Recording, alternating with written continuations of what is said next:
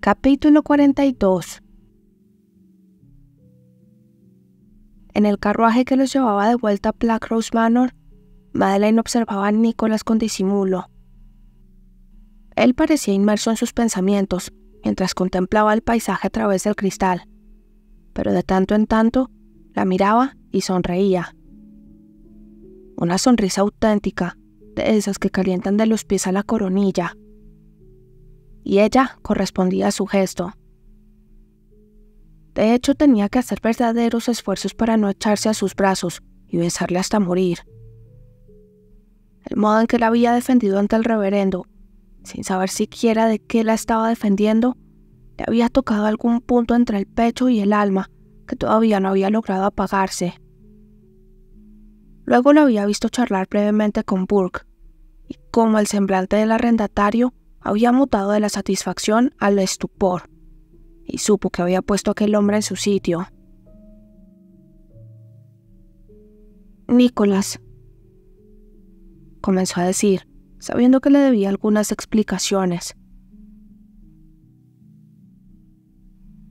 «Creo que lo más sensato es aguardar a que lleguemos a casa. Hablaremos esta tarde, si te parece bien. No quiero interrupciones». «Sí, claro», convino, aunque sintió cómo los nervios comenzaban a trepar por sus piernas. El tono empleado había sido amable, pero sabía que tras aquella apariencia serena y aristocrática se escondía un hombre apasionado y de fuerte carácter. Se preguntó, no sin temor, si aprobaría todas las cosas que ella había hecho en su nombre.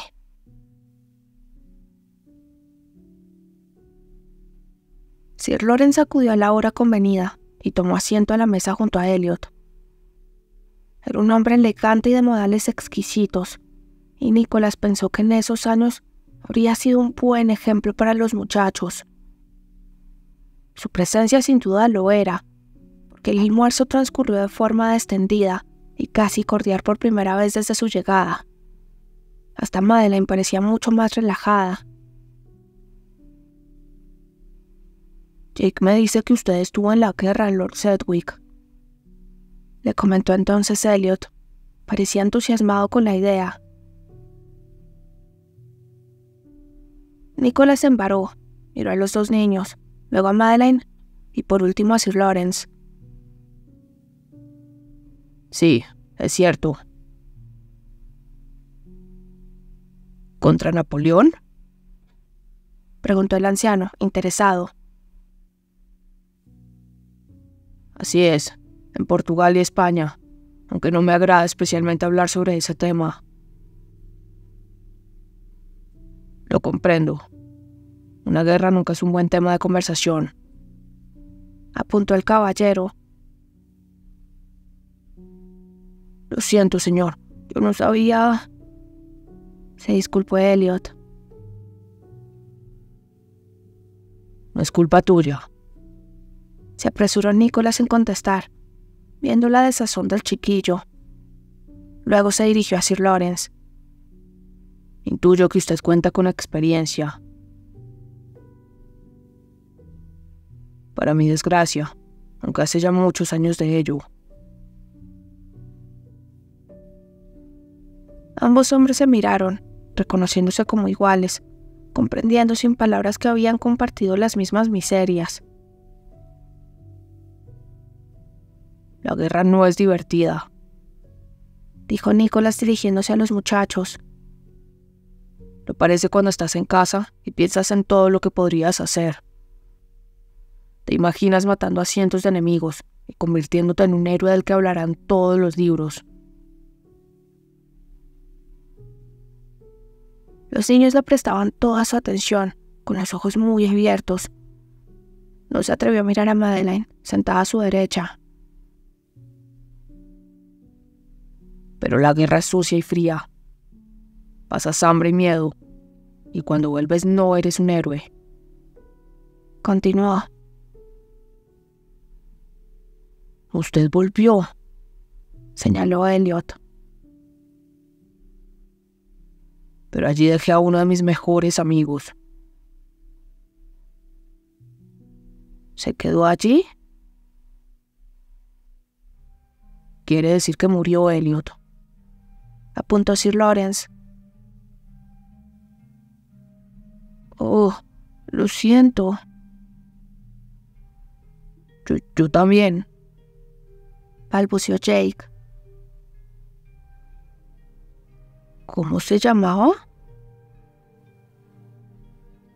Arthur Chesney.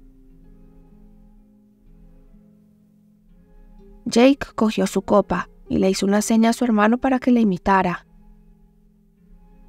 Por Arthur, dijo alzándola. Por Arthur, repitió Elliot. Nicholas no podía ni respirar, pero logró reunir el aire suficiente para tomar también su copa y beber un buen sorbo a la memoria de su amigo y a la salud de aquellos dos muchachos que acababan de rozarle el corazón.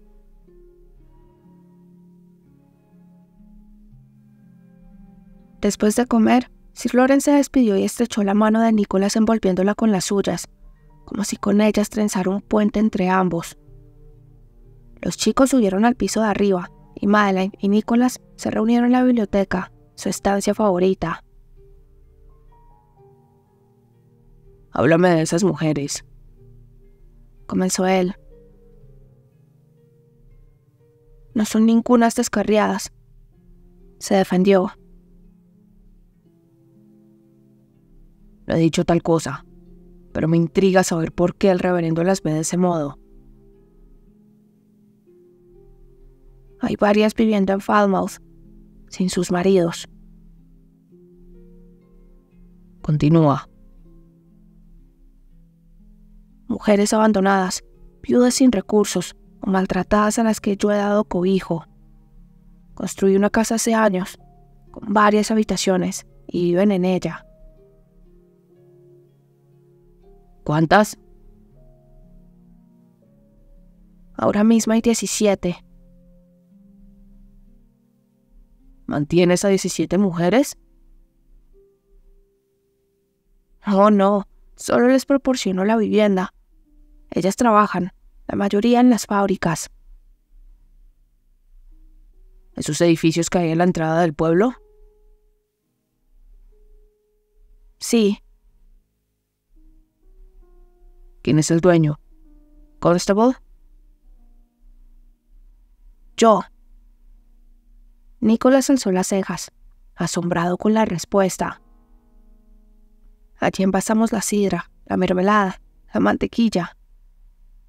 Y hay un taller que confecciona guantes, sombreros, sombrillas, complementos femeninos. Se venden principalmente en Londres. Creí que no habías ido a la ciudad. No lo he hecho. Se ocupó un intermediario. ¿Conoces una tienda en Bond Street llamada The Black Pearl? Es nuestro principal cliente. Por Dios bendito. ¿Esto tiene que ver con tu idea sobre diversificar? ¿Cómo sabes eso? Enarcó una ceja. Lo comentaste en Londres, aquella noche en la que hablamos sobre el ferrocarril. Oh, sí, claro. Madeleine arrugó la nariz. No pienso disculparme por nada de lo que he hecho durante estos años, Nicholas. Ni yo espero que lo hagas. Solo estoy reponiéndome de la sorpresa. ¿Sorpresa? ¿Tienes idea de cuántas personas habrían logrado lo que tú has conseguido en unos pocos años? La necesidad es una buena maestra, sentenció ella. Nicholas la miró. No había pronunciado las últimas palabras como un reproche. Al menos el tono no lo indicaba, pero la sintió como una bofetada. Estaba a punto de contestar algo cuando escuchó el sonido de un carruaje llegando al patio. Se levantó, preguntándose quién podría ser. En ese momento necesitaba estar a solas con Madeleine y no aceptaría ninguna interrupción. Se aproximó a la ventana y allí se quedó helado. ¿Quién es?, preguntó ella, que no se había movido del sillón. Si te lo dijera, no me creerías.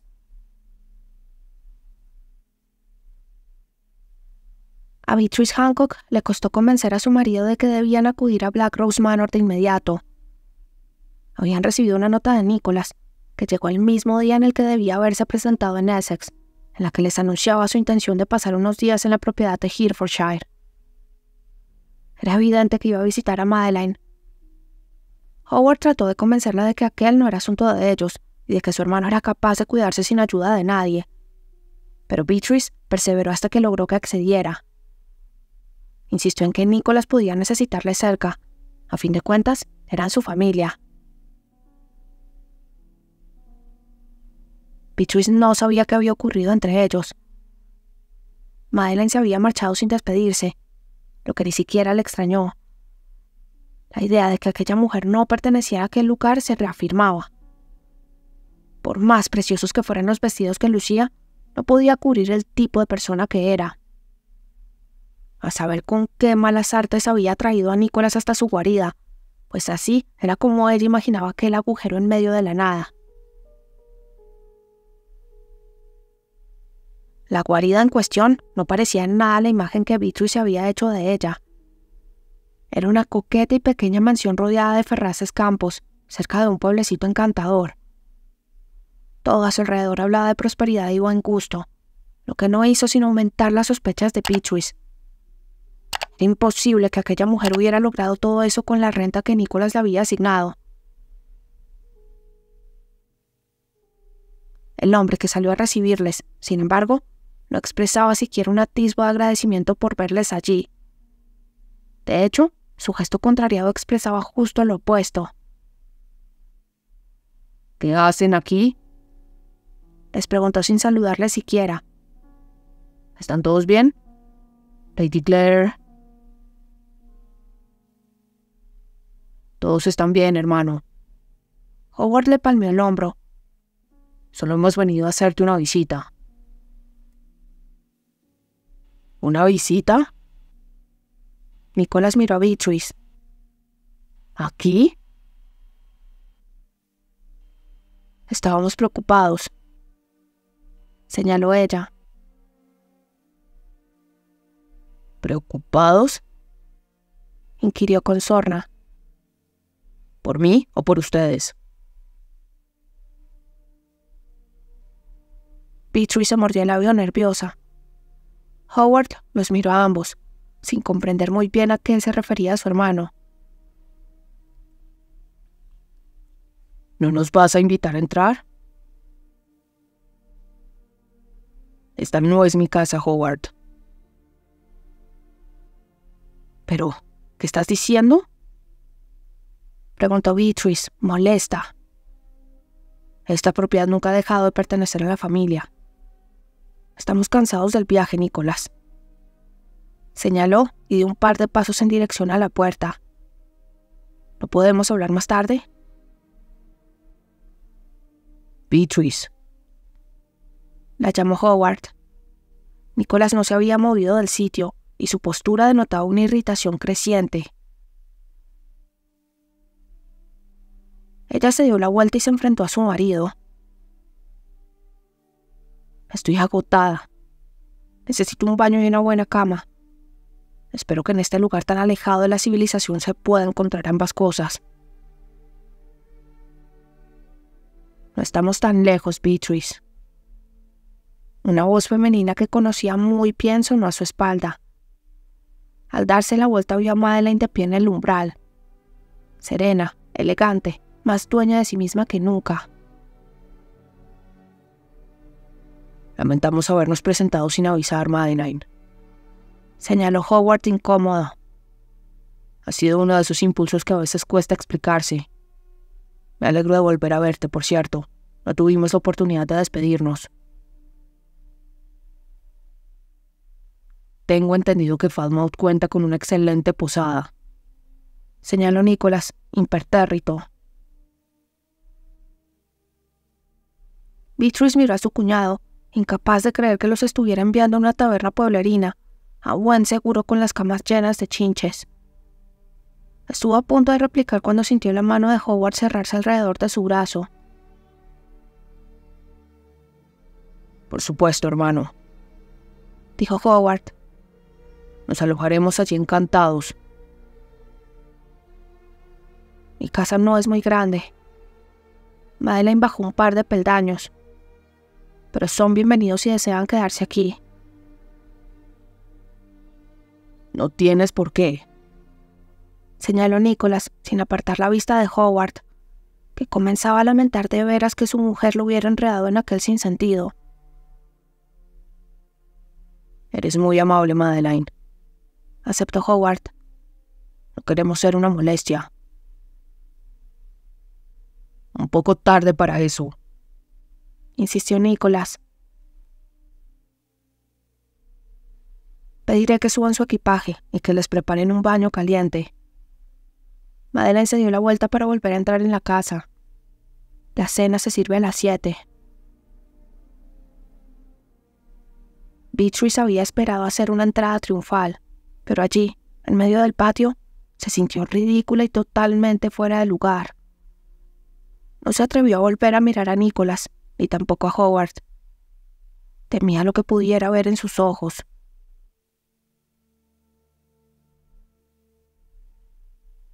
Madeleine ni siquiera podía imaginarse la razón por la que Beatrice y Howard habían viajado hasta allí. Volver a ver a su cuñada le había hecho recordar las humillaciones que había sufrido en la mansión Sedgwick, y durante un breve segundo estuvo a punto de secundar la propuesta de Nicholas para que se alojasen en la posada. Solo que no fue capaz de hacerlo. Por poco que le gustasen, también eran su familia. Fue a ver a Jake y Elliot, que estaban casi siempre en la habitación del mayor, y los puso al corriente de las nuevas. Se mostraron extrañados con aquella intempestiva visita, pero Madeleine fue incapaz de contestar a sus preguntas. Quien sí tenía una vaga idea era Nicholas, aunque no se sentía con ánimos para ahondar en ella. Estaba demasiado furioso, y seguía estándolo cuando Howard bajó un rato después y se reunió con él en el salón grande. Lo siento, Nicholas, se disculpó. Beatrice me convenció de que podrías necesitar ayuda. ¿Ayuda para qué?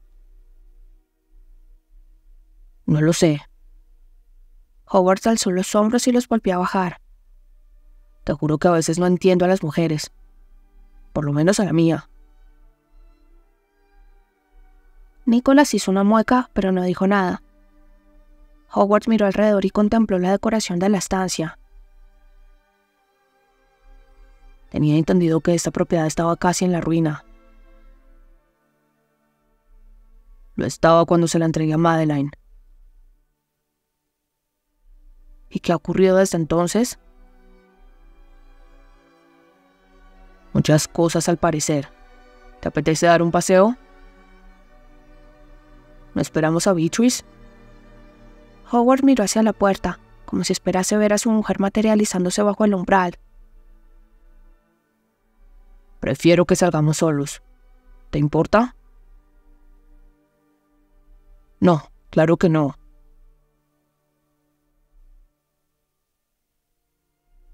Madeleine había preparado el menú a conciencia con Donna.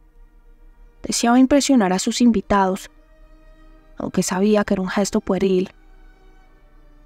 ¿Qué podía importarle a ella lo que pensaran Howard y Beatrice? Sin embargo, por algún extraño motivo deseaba que supieran que le iba bien, que no les necesitaba, ni a Nicholas ni a ninguno de ellos.